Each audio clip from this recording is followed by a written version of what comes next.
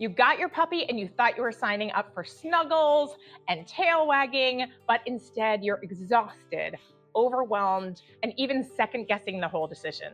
That's called puppy blues.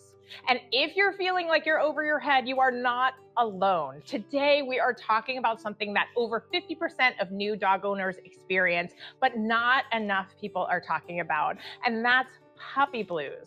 We're going to talk about what they are, why they happen, and most importantly, how to get through them.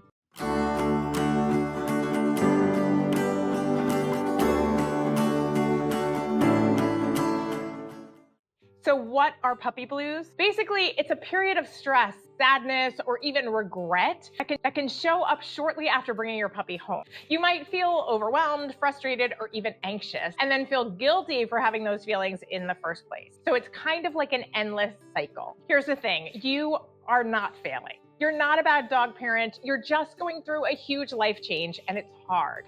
Puppies demand a lot. They disrupt your schedule, your sleep, and sometimes your sanity. And since most people don't talk about that part, it can be a huge surprise just how much a puppy changes your life. There are a few big reasons that puppy blues hit so hard. First, the adjustment period is intense.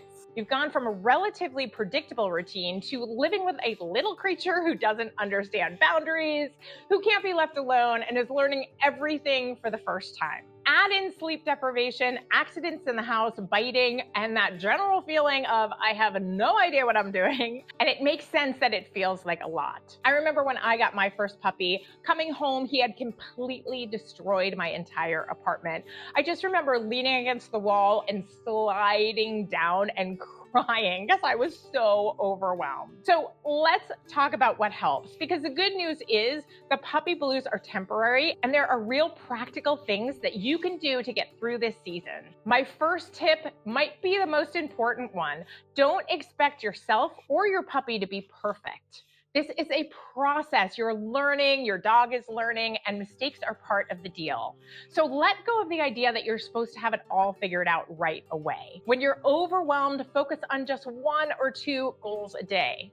Maybe you work on crate training today, or leash training, or just surviving the day with minimal chaos.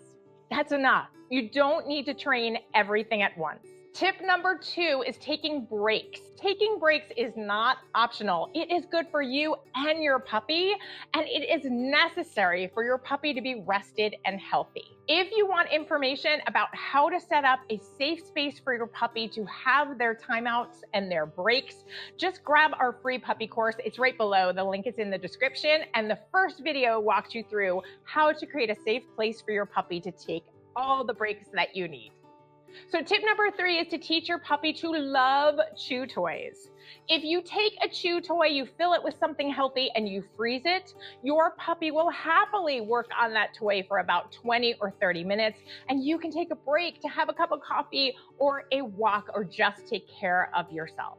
Tip number 4 is to not do it alone. Whether it's a partner, a friend, a trainer, or even an online group, don't try to do this alone. Support can be a game changer, even if it's just someone saying, yep, I have been there. Tip number 5 is to focus on improvement, not perfection. Your relationship with your dog isn't built on perfect training. It's built on trust, consistency, and shared moments. So spend time just being with your puppy, playing, cuddling, exploring together, because that connection will make the hard stuff feel manageable. And my final tip, which is one of the really important ones, is to remember that this is just temporary. Having a puppy is not the same as having a dog. Once you put in your time with your puppy, they will learn, they will become housebroken, they will become calmer, and it will get so much easier. You're raising a baby, and they won't always be a baby. This is just a temporary life change. Things will go back to normal soon, only you'll have a best friend to hang out with. So hang in there, give yourself grace, and know that you're doing better than you think. For more puppy advice, go ahead and hit the like button and subscribe, because I've got a lot more videos coming that will help you raise a happy, healthy puppy in a natural way. And if you've gone through puppy blues yourself, drop a comment below and share what helped you, because you never know who might need to hear it.